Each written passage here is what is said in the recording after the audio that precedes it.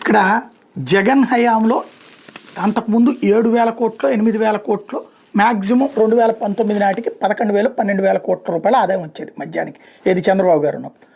జగన్ వచ్చాక అది ఏకంగా 25,000 కోట్ల నుంచి 27,500 కోట్ల రూపాయల దాకా ఆదాయం వెళ్ళింది. ప్రభుత్వం మద్యం దుకాణాలు పెట్టడం మొత్తం ప్రభుత్వమే పర్యవేక్షించినటువంటి సందర్భంలో, అంటే దాదాపు 15,000 కోట్ల దాకా తినేసింది.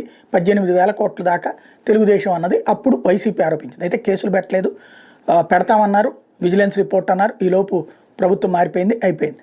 ఇప్పుడు వీళ్ళు వచ్చే దగ్గర నుంచి లిక్కర్ స్కామ్ అన్నటువంటిది రైట్ చేస్తున్నారు, ఓ పక్కన ప్రయత్నం చేస్తున్నారు.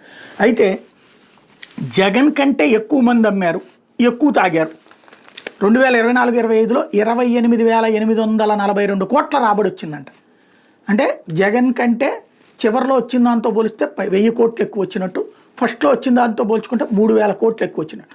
అది బెల్ట్ షాప్ వాడు తినేస్తున్నాడు, వైన్ షాప్ వాడు తినేస్తున్నాడు, రాజకీయ నాయకుడు తినేస్తున్నాడు.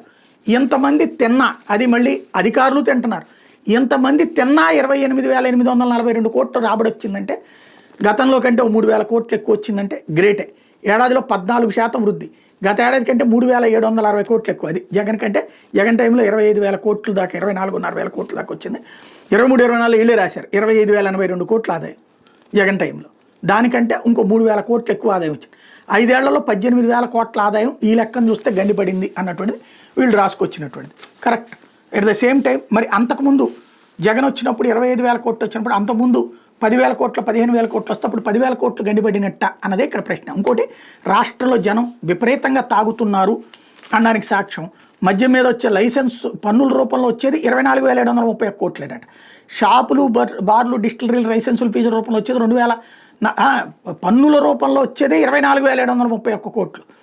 లైసెన్సుల ఫీజుల మీద వచ్చేది కేవలం 2,206 కోట్లే. షాపులు, బార్లు, డిస్టిలరీలు లైసెన్సులు, షాపులు దరఖాస్తు రూపంలో వచ్చింది 1,905 కోట్లే. అంటే ఇప్పుడు ఇది అతి పెద్దదైనటువంటి లెక్క అనమాట.